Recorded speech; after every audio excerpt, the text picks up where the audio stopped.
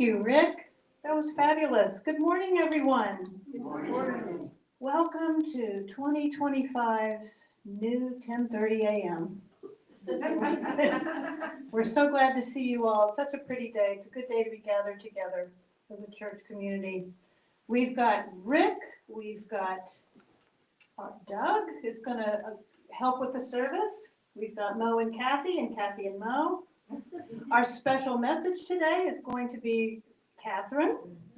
And I'm going to say good morning and wind you up and shut you down. So be sure and turn off your phones so we don't disturb the service. And let's stand together. Oh, excuse me. Before we stand together, let's say our new affirmation that we start our service with now. We joyfully welcome all who seek a deeper connection to Spirit. Together we affirm that love, peace, and abundance flow through us and unite us as one. That's a great way to start the month, so I'm glad I didn't all the way forget it. So now let's stand together and sing our first joy song.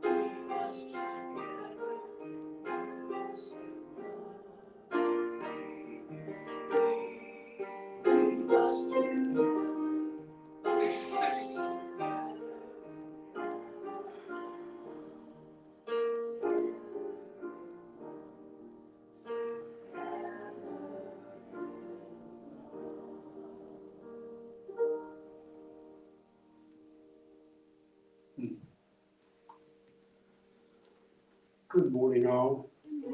Good morning. Thank you, everyone, for making the effort to be here today. We really appreciate it. The music that we'll have today, that's going to be wonderful. And for those who are on the internet, welcome to Valley Community Church, and we're so glad you joined us today. We've got a good service for you. Well, I asked Pam before the service started if I could do this, and she said, "Oh yeah, by all means." So it's her fault. Who is one of the great financiers, female financiers in all the Bible? Well, of course you're stoned. Pharaoh's daughter. She went down to the bank of the Nile and picked and plucked a prophet. Okay. Huh? Yeah. Yeah, I had to go slow with that. Yeah. Oh, wait. But now's the time in our service for our Bible verse. And let me share this with you. It's not really a Bible verse. It's sort of it's a learning story for me. It's about how we choose things. We choose quantity or quality. Well, I thought about that. Quantity or quality. If you were to ask someone, a loved one, or someone you're in a relationship with, or someone, a friend or something, you say, how do you spell love? And they would go, well, of course, Doug, Love. But if you asked a child, she might say, or he might say, time, Time. Quantity or quality.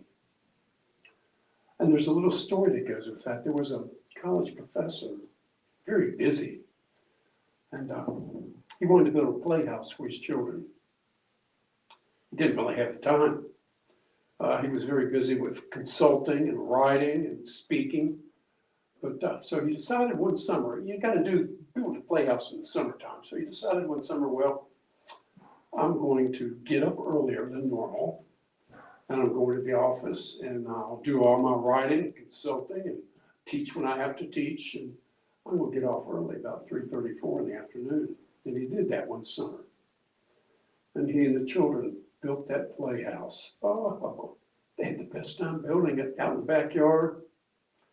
Well, after they finished, they stood back and looked at their project, and of course, some of the nails were bent. The children helped. And the boards were not straight like they should have been, and the paint was a little uneven. But you know what? He wouldn't have traded any of that. I mean, he could have done it better, faster, and quicker, just by himself. But that wasn't what it was all about. It was about sharing the time with his children, quantity and quality. They made memories that summer, They made memories of laughter, and made memories of working together, problem solving, quantity and quality. I got to thinking about that in a little deeper respect also. Our time with God, I think we've learned that it's both quantity and quality. The same as it was with the children. Quantity and quality with our Father. Thank you. Let's move on now to our statement of being. Please recite with me. God is all, both invisible and visible, one presence, one mind, one power is all. This one that is all is perfect life, perfect love, and perfect substance. I am the individualized expression of God, and I'm ever one. Is perfect life, perfect love, and perfect substance. Ladies.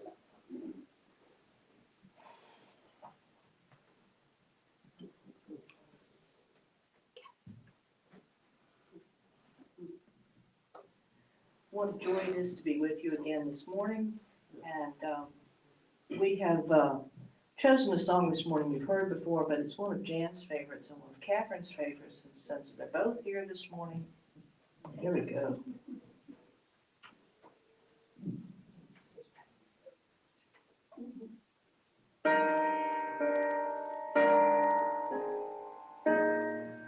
This is so appropriate for our life now.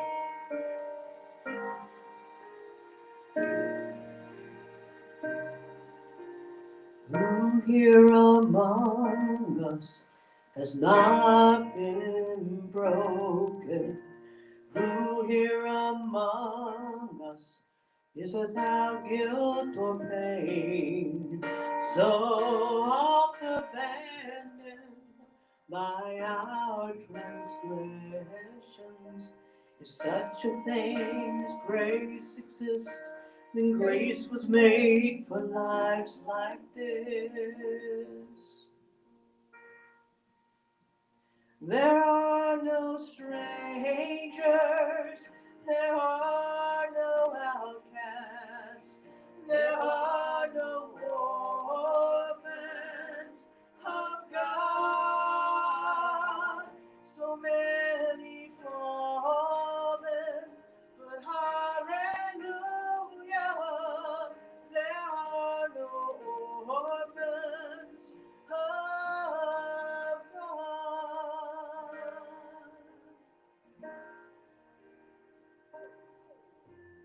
Come ye unwanted and find affection.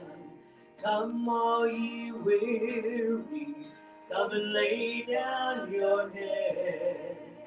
Come ye unworthy, you're my brother and sister. If such a thing as grace exists, then grace was made for lives like this. There are no strangers, there are no outcasts, there are no orphans of God. So many fallen, but hallelujah, there are no orphans of God. Oh, my Creator, look now upon us. We are your children. We need your love. We run before your throne of mercy and seek your face to rise above. There are no strangers, there are no outcasts, there are no orphans of God. So many fallen, but hallelujah, no orphans, there are no strangers, there are no outcasts, there are no orphans of God. So many fallen, but hallelujah,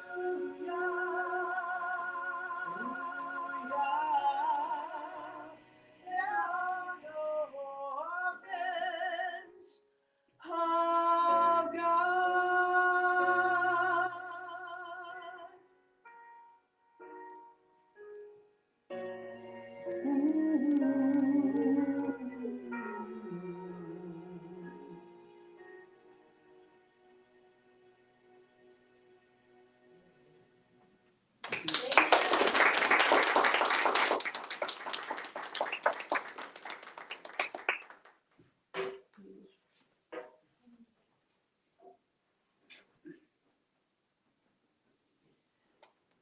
Amen.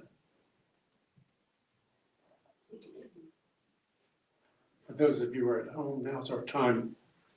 We call it our healing meditation. It's a time of some quality and some quantity time with our Father. And as we get ready to pray, I want to mention a story that is in Matthew 9. Jesus is in Capernaum, and he's walking. That's a seaside town near the Sea of Galilee. And he's in the marketplace, and there's dust probably rolling up from all the people there. There's a lot of trade and commerce at this seaside town. Jesus is walking, and he's got 11 of his disciples with him. And he comes upon the toll collector's booth, the tax collector's booth. Levi. That's what his name is in Mark and Luke. Matthew.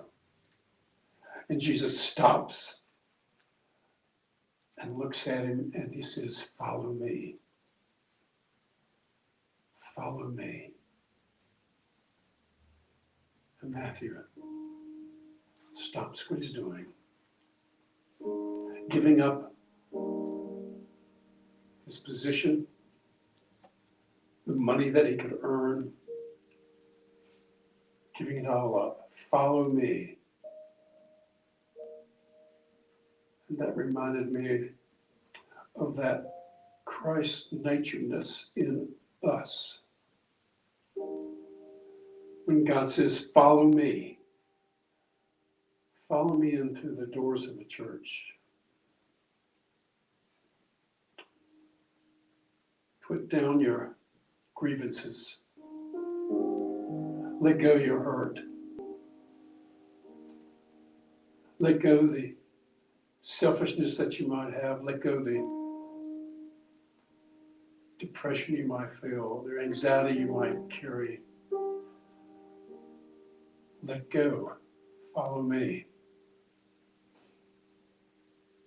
Our Father is offering us boundless love. Follow me, that Christ-naturedness.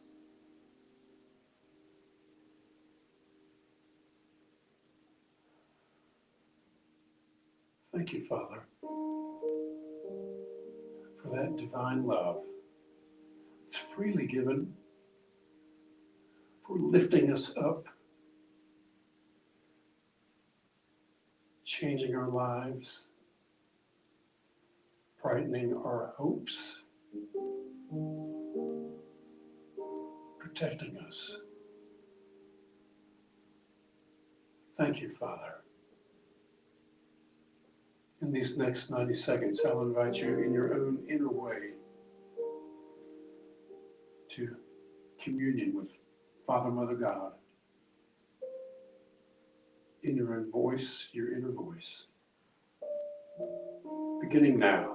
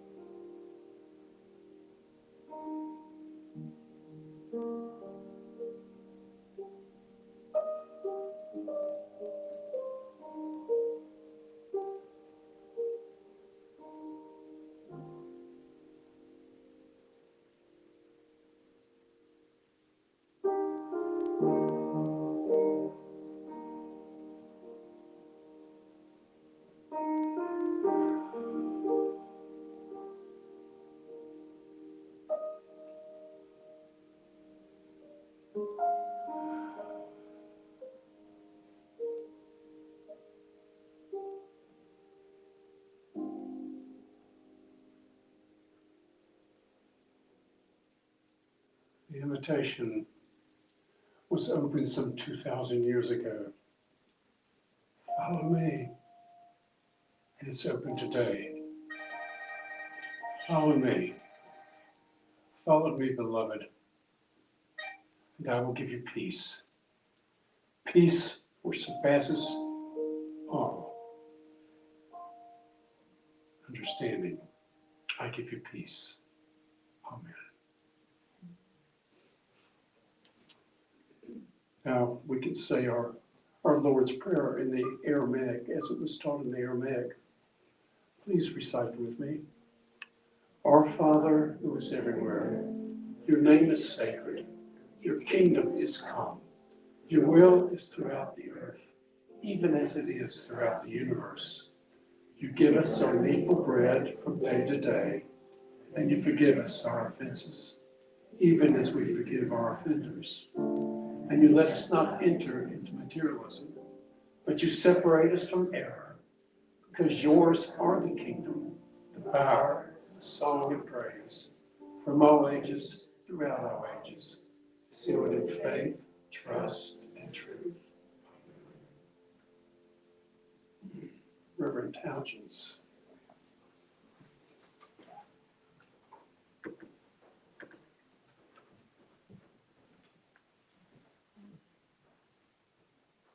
It's always a blessing when I'm asked to come and share a message with you all. I consider you all my church also. It's also a blessing when Kathy and Mo sing, and if you ever really love them and appreciate them, you can thank me.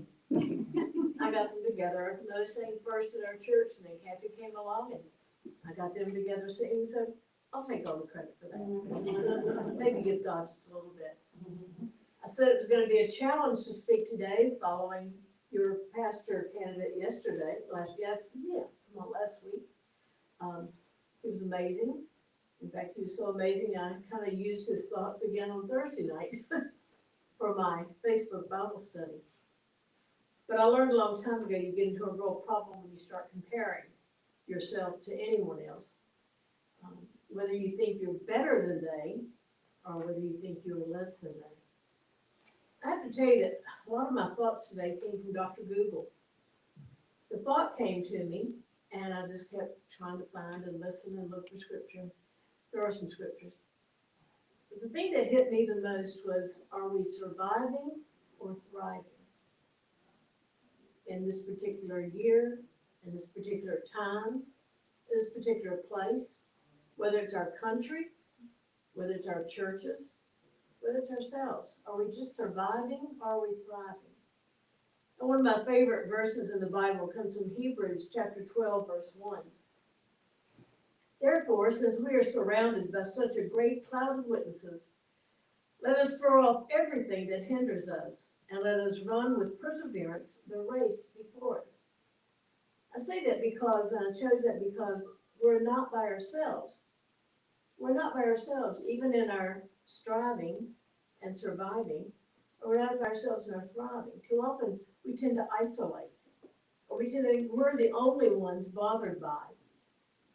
I don't know about you, but I have some friends who just don't have a clue what's going on in the world.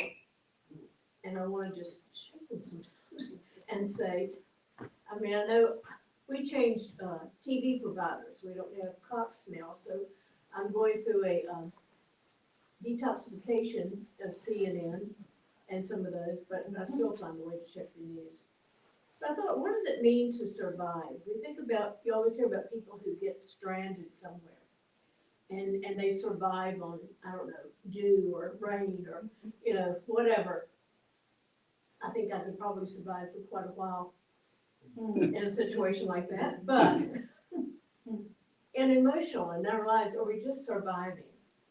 Surviving meaning continuing to live or exist, especially in the face of danger. Just getting by.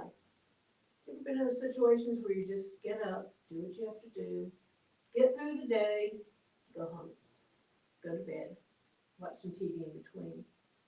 When we're surviving, we often choose the path of least resistance. I don't want to think about that. I don't want to do that. I don't want to go to that. How many times do we have an activity or a church event and we think, do I really want to do that? Especially when it starts to get dark so early again. We meet only our basic needs, just enough to get by. It's not all downhill, don't drop out on me. Sometimes we just put in the minimal amount of effort. Just a little bit, just to get through the day. We walk around with a feeling of lack over abundance. If only. I wish I had. And all those can turn into just little rats on a wheel, can't they? You start saying it, just repeats and repeats and repeats. We start blaming others for our circumstances. They have done this. They don't do this. They don't understand. We end up feeling failure. What if? What if this happens? I almost wish those two words had never been created. What if? And so often what we worry about with what if never happens. Think about it. You get a little lump somewhere on your body. And so many of us in our day are trying to think, oh, what if? What if it's the C word? What if it's going to interfere with? And we get trapped again into that rat race of what if? What if? I think a lot of us can relate to those past comments. You really kind of wish I had brought them up because you know they're true. But you know there's another side to this coin. If I had a great big coin like you used to get at the casinos, I'd flip it so we could see the other side of the surviving, which is thriving. What does it mean to thrive? How do we know when we stepped out of surviving into thriving? Well, when we're thriving, we see that we are prospering. We do. We are fortunate. We are successful. Every one of us sitting in this room today are more successful than many, many, many of the people in this world. I'd say we're probably at least in the 75th or greater percentile. We're always hearing about the 1% who has all the money and the 99 that don't. But many of us are so blessed. I don't think anyone walked to get here this morning. Parking lot doesn't look like it. I don't see anybody that came in rags. And I imagine most of us had a little bit of breakfast this morning. So we actually do, in our thriving, are fortunate, and we do have successes. When we're thriving, we focus on growth and fulfillment instead of, we focus on growth and fulfillment. We focus on ways that we can improve our lives. We can do things better. We can be more successful. We begin to live life to its ultimate potential. I know when I first retired from active ministry, whatever that means, I felt really lost. For better than 40 years, I'd been preaching, leading, teaching, keeping up with, knowing what's going on. And all of a sudden, there was just me. Just me and Rudy at that time and Joanna. And it was easy to slip into that survival mode. But instead, God led me to other ways so that I could continue to live life and hopefully live it to its fullest potential. Begin to see potential, see possibilities. Think about if today you walked out of here and somebody handed you a blank check. I got a check in my pocket, but I don't think, no, it's not blank. No. And you could suddenly do anything you wanted to. You could suddenly go anywhere you wanted to go. You could buy anything you wanted to buy. You could support anything you wanted to support. Have 2 or 3 things already popped into your mind? Well, nobody's going to give you a blank check. Sorry. Remember that show, The Millionaire? You old enough to remember that? The guy who took the door with a check for $1 million. But there are things we can do. There are things we can achieve. There are people we can help. There are places we can go. Virginia, I think, is one of the richest place if you want to go. If you want to go to the ocean, you got it. If you want to go to the mountains, you've got it. If you want to go to history, you've got it. If you want to go to culture, you've got it. I was trying to talk to someone who lives in Texas to moving here soon. And I was explaining to him how Roanoke, especially, has all those things. When we're thriving, we're flourishing and growing, not just existing. Now, flourishing sounds really dramatic. But you know, flourishing may mean doing your hair a different way. Flourishing may mean putting on some clothes you used to think maybe you were too old to wear. Not that they were too old, but you were too old. You know what I'm talking about? Those things, well, I would have worn that 10, 15 years ago. It's coming back in style, don't worry.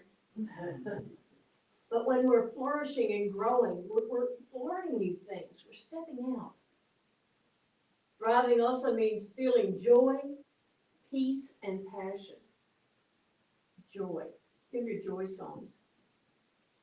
Joy. What does it mean to feel joy? When do you find joy? What brings joy to you? I think one of the things that instantly brings joy to me is when I'm somewhere and I see a little kid laughing. A little child smiling. I hate to be in a store alone. And here's this child in a buggy being pushed around, and they're just kind of like, and then you get one who's alert and looking and reaching for everything. That brings joy to me. Peace. sometimes we just have to shut our brains down to find peace. Tell ourselves to shut up. Once in a while, I find myself in the shower making very negative comments. And I have to just literally say, shut up, be quiet. And passion, what brings out the excitement in your life? What brings it to us excitement? Thriving also means taking risks and learning from failure. But if I might fail, okay, what'd you learn from that? Let's do it again. Let's try something differently. I'm thinking about this a lot with driving, because I can get lost getting from here to McDonald's many times. So sometimes I don't take that risk of going somewhere new. But I've learned that I can do two things. I can find it on my phone, or I can call Joanna, because she knows how to get everywhere from everywhere in Roanoke. She taught drivers training, and they told her all kinds of, she can take shortcuts that take 2 hours longer. We can also begin to see challenges as opportunities. What if Marita or Doug or Pam comes to you next week and say, I need you to this week at church. Now, some of you are going to go, not me, get them. I'm not going to be here. I have an appointment. But sometimes we have to accept those challenges and try something new, try something different. We also need to get busy working toward goals. How many of you made a New Year's resolution or promise back in January? Anybody do that? I don't do it very much anymore. How many of you kept it? That's the reason we don't do them very much. But if you set a goal and you do it or don't do it, it's only you, unless you call somebody into accountability. And then that gives them the chance to say, remember when you were going to? And then lastly, on thriving, responding rather than reacting. Responding rather than reacting. We tend to react. It's just, I think, a natural human part. Somebody says something we don't like, and, or somebody says something and we think that's great, but we need to learn to take that half-second break and see how to respond. I was in Best Buy yesterday, and there was an older gentleman ahead of us, and I don't think he could hear well, and I don't think the clerk spoke very loudly, and so there was a huge conflict developing. And I thought about the pastor's comments last week, and I already tried that once this week. But when I stepped up to him, I said, leave it alone, leave it alone. But I could have reacted to that gentleman by getting upset too. He was taking forever. I could have reacted by just jumping in and trying to do it for him. But that time, not just because she said that, my response was to wait and let him work through it, and to let the clerk work through it. And then afterwards, I was able to compliment that clerk on how he maintained his calm, how he helped the gentleman, but he didn't get all agitated with it also. So, okay, this is all nice, great, and wonderful. Now we know what thriving is about, but you ever heard me speak, if it doesn't hit the road, if the rubber doesn't hit the road, if it doesn't make some sense, why bother? So how do we go from surviving to thriving? You don't have to raise your hand, but just kind of nod your head or do something. So everybody understands it. How many of you found yourself in survival mode in the last 6 months? Anybody? I have. How many of you would like to find yourself in a thriving mode soon or currently? Well, here's a couple of ideas. Again, thank you, Dr. Google. First of all, change your mindset. Shift your perspective. Instead of I can't, I won't, I don't, occasionally change it to I can, I will, I want to. Now that doesn't happen overnight, and it doesn't always last day after day after day. But until we change our minds and our hearts, nothing else is going to change. Oh, you can fake it till you make it. We know that. But until that change begins to happen, nothing really happens. We also need, in the midst of all this striving time, we need to remember to meet our basic needs. Sleep. I hear so many people say, I'm so tired. Meet our basic needs as far as food. The right balance of food. you know. Also in fellowship, being around people. When I'm in a striving and barely surviving time, I don't want to be around anybody. I don't want to talk to anybody. I don't want to go do anything. I just want to sit and maybe play on my phone, maybe play on my iPad. But we need that community. We need that community of being around other people. We also need to identify what's not working. If you know that that's going to put you into a bad space, why do you keep doing it? If I know that talking to a particular person is going to be a total downer, why do I keep talking to them? Maybe not completely cut them off. We need to find out what's not working. Does it work for you to spend time in meditation? Or does it not work? If it doesn't work, find some other way of doing it. Find some other way of communing with God, with nature. And then the last part, this is the part that we tend to hesitate to do. Do it. Take deliberate action. Commit to making a change in our lives.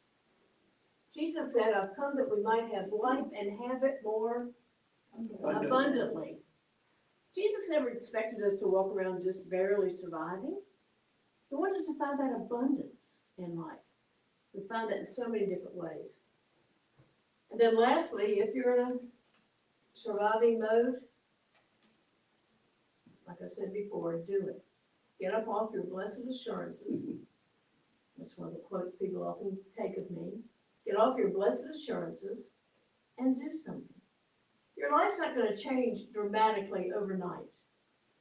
But if you can find one little part where you feel like you're just surviving, one little part, and change that, then amazing, these other parts will begin to change too. So if you fall into, like I have lately, you feel like I'm just surviving. And I know that's not healthy for me, it's not healthy for people I'm around, it's not healthy for people I get to interact with. If you realize you're in that, hopefully you pick up a few tools today of how you can step out and begin to thrive. Amen.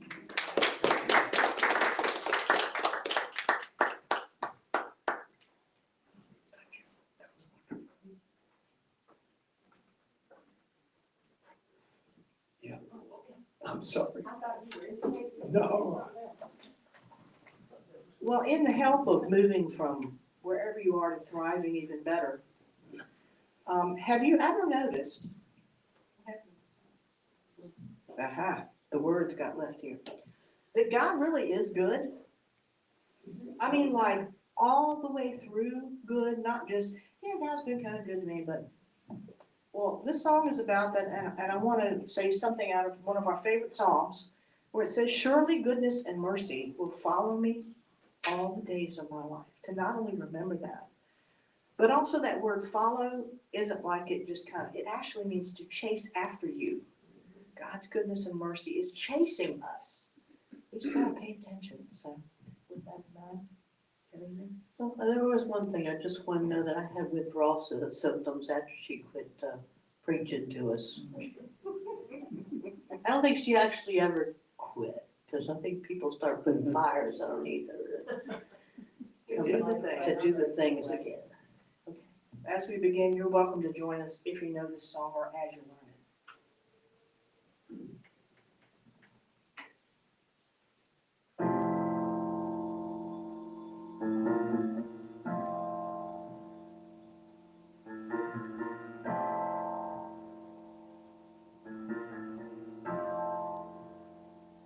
I love you, Lord.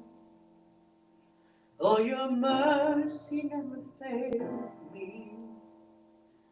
And all my days I've been held in your hands. From the moment that I wake up until I lay my head, oh, I will sing of the goodness of God. And all my life you have been faithful.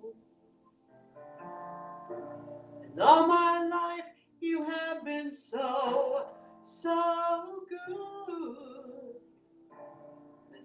every breath that I am able, well, I will sing of the goodness of God. I love your voice. You have led me through the fire in darkest night. You were close like no other. I've known you as a father, known you as a friend, and I have lived in the goodness of God. It's all my life you have been faithful, and all my life you have been so, so good. With every breath that I am able, oh, I will sing of the goodness of God. Your goodness is running after, it's running after me. Your goodness is running after, it's running after me. With my life laid down, I surrender now and give you everything. 'Cause your goodness is running after, it's running after me. Your goodness is running after, it's running after me. Your goodness is chasing after me. With my life laid down, I surrender, I give you everything. Your goodness is running after, it's running after me.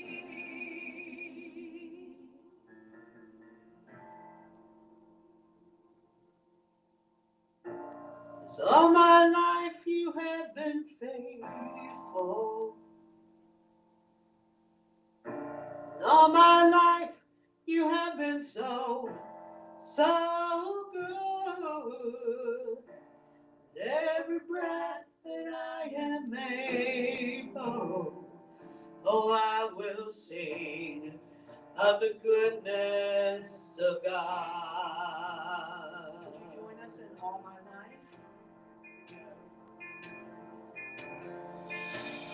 All my life you have been faithful. All my life you have been so, so good. With every breath that I am able, till I will sing of the goodness of God. Yes, I will sing of the goodness of God. Yes, I will sing of the goodness of God.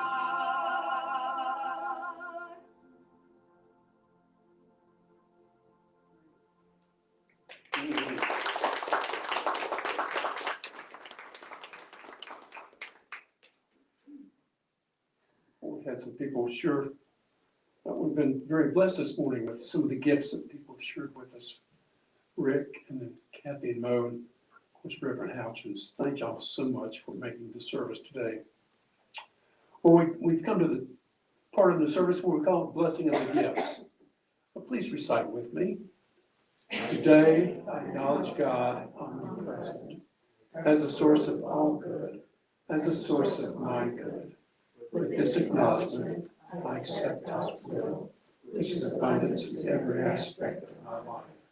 I release all thoughts of lack and limitation, and I am open and receptive to the increased flow of abundance to me. I joyfully accept the gifts of life and give freely of the special gift that I am. Through me, God omnipresent blesses this gift for all. Thank you, dear God.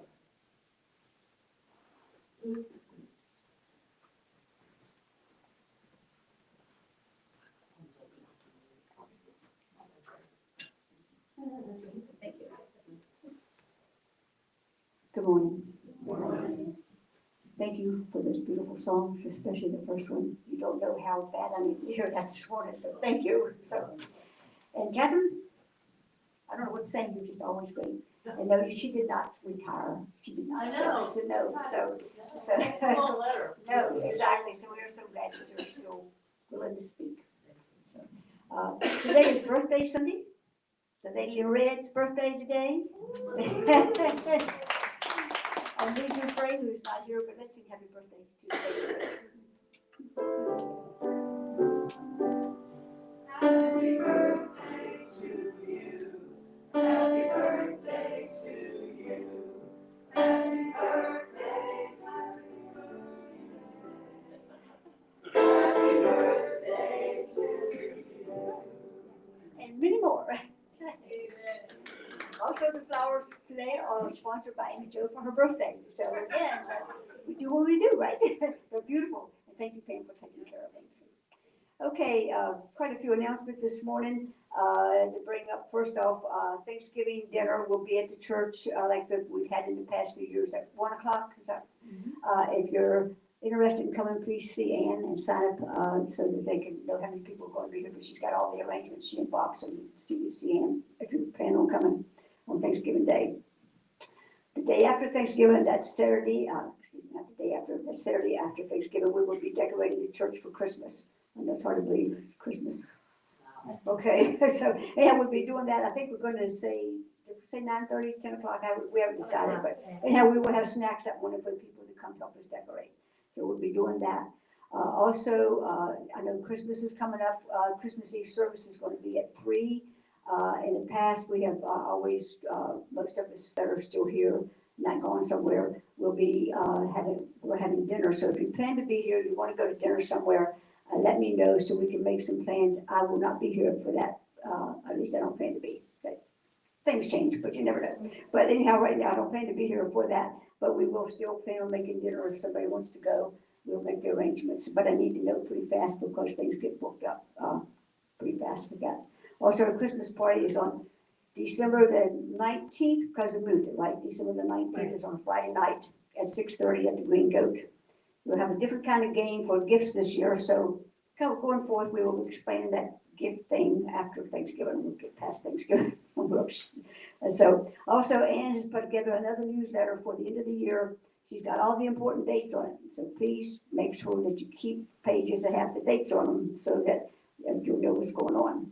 So, also, on December the 6th, is this correct? Y'all having your anniversary over here, 39th anniversary. You're almost up with us. We're 45. So anyhow, they're having a event over here. We're all invited, so but please let them know so that they'll know how many of us are coming. Again, I will not be here for that. So, but I'm sorry. But anyhow, I wish I was, but anyhow, I'm not. So other than that, I did want to talk a little bit. Sean was here last week. I think most people had good vibes about him, and he gave a good message, and I was excited to have him back. He will be back here on December the 7th to speak. He's coming in on that Saturday. He will be staying through to the 11th. He's leaving on the morning of the 11th. So going forth, we all know this is a process. It's also expensive. We haven't had this expense we have to pay for him to come up here and so forth. So we have to keep that in mind, that this is going to be an expense that we're going to have to pay every time he comes. This time when he comes, last time he stayed with Marita, if anybody's wanted to take him in for a couple of days, so we don't have to pay a hotel room or whatever, anything that you all can do to help with the expenses with that, so that, you know, if you can stay at your house, or if you've got a shed he can stay in or something. It's just funny. But anyhow, if anybody can help out with that, please let me know, because I'm going to try to talk to him this afternoon or tonight, and so we can get some things. I want to try to have some arrangements with that going forward. So any comments or any suggestions about him coming again? I do want to talk to the board before you all leave. I need to talk to you for a few minutes before we leave today. So other than that, you said something? I'm sorry, I thought you had something to say. Anyhow, it's been, these are, as Catherine said, they're difficult times for a lot of us, but I do know that there are a lot of people out there struggling especially right now with some benefits cut off. So if you know anybody that's in need of food or whatever, please try to help somebody.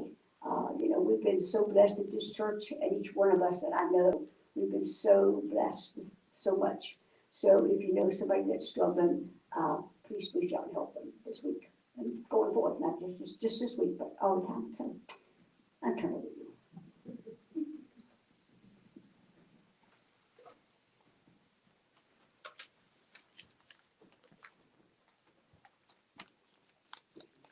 Wow. I want to take a moment with you as we end this service to harness this great energy. There are no orphans of God. And Catherine has discovered the mental diet and shared it with us. And I want to take a moment with you I want you all to share with me the power that you have. Let's just close our eyes. Let's breathe together. Every breath out is a relief. And every breath in is your power. Please feel connected. Open your hearts. Open your minds. Remember, as we go in together, that our God is omnipresent. Remember the great I am. We're going to take this closing moment and we are going to send our love and our light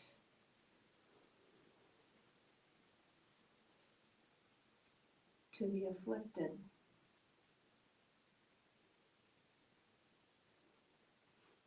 to those who are annoying, to those who are mean, to those who are violent, to those who are cruel,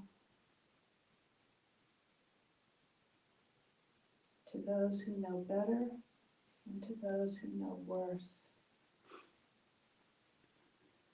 Our loving God is everywhere.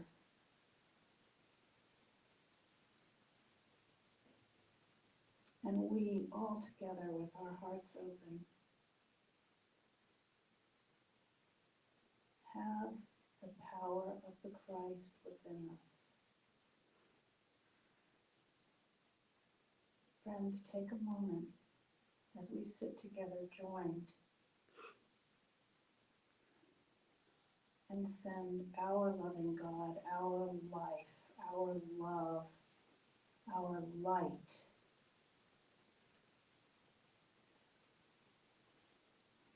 to all people through all situations. To those imprisoned, to those suffering, to those frightened.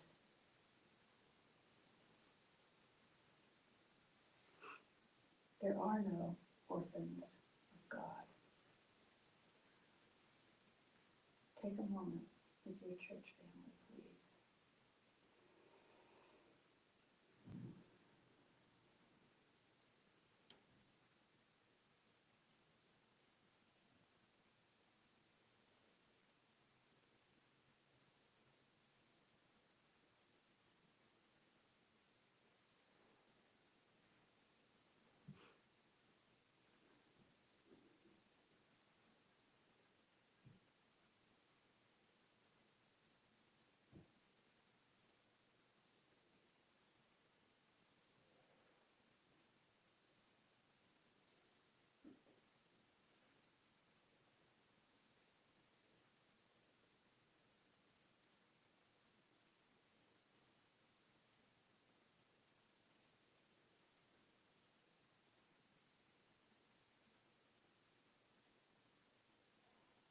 For the love of God we send wrapped around this world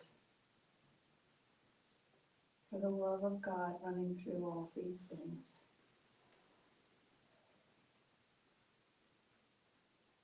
We say thank you, for we know that where God is, all is well. Amen.